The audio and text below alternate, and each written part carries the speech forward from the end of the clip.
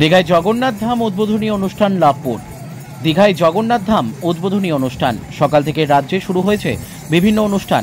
এই উদ্বোধনী অনুষ্ঠান সরাসরি জয়েন্ট স্ক্রিনের মাধ্যমে দেখানো হবে বিভিন্ন জায়গায়।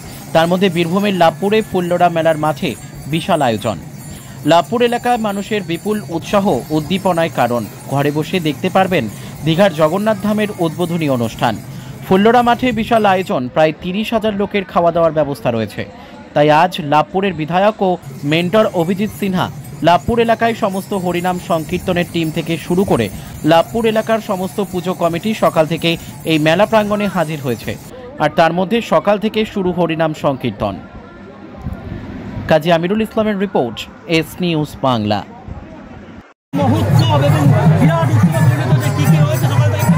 জয় জগন্নাথ, জয় জগন্নাথ, জয় জগন্নাথ।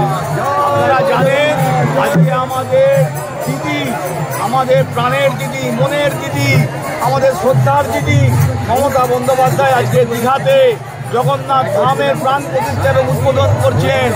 ওনার পথকে অনুসরণ করে আজকে আমার লাভপুর মা ফুল্লরা পরিচালন কমিটি, আমার সকল নেতৃত্ব, আমার সকল পঞ্চায়েত, সকল মেম্বার, আমার সকল অঞ্চল নেতৃত্ব, আমার তরুণ চক্রবর্তী, আমার মান্নান সাহেব, আমার সবল চৌধুরী, আমার প্রবীণ পাঠক, আমাদের সকল ভক্তবৃন্দ, হাজার হাজার ভক্তবৃন্দ আজকে এসে উপস্থিত হয়েছেন।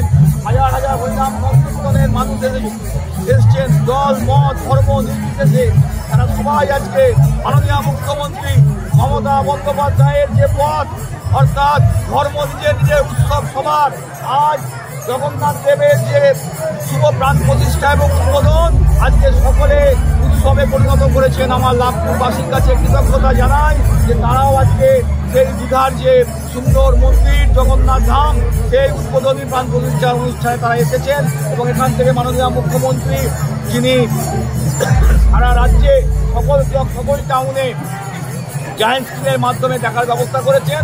আজকে এখান থেকে অন্তত 30 থেকে 40,000 ভক্ত এখানে প্রসাদ গ্রহণ করবেন এবং জায়েন্ট স্ক্রিনের মাধ্যমে এখান থেকে তারা জগন্নাথ ধাম দর্শন করবেন।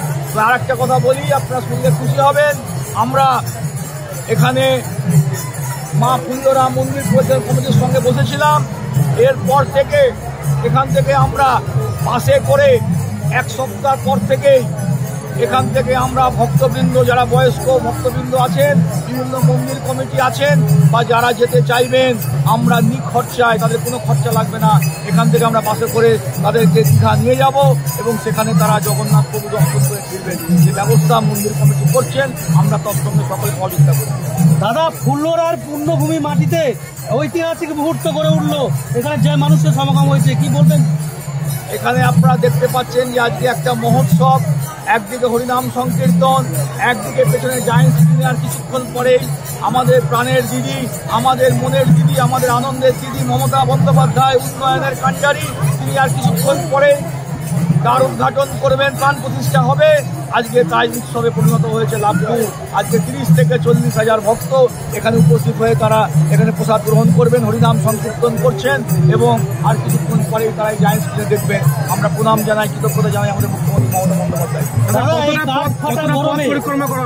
কাঠফাটা গরমে এই যে হাজার হাজার মানুষের ভিড়, প্রায় 40-50 মানুষের ভিড়, কিভাবে পরিস্থিতি সামাল দিচ্ছেন?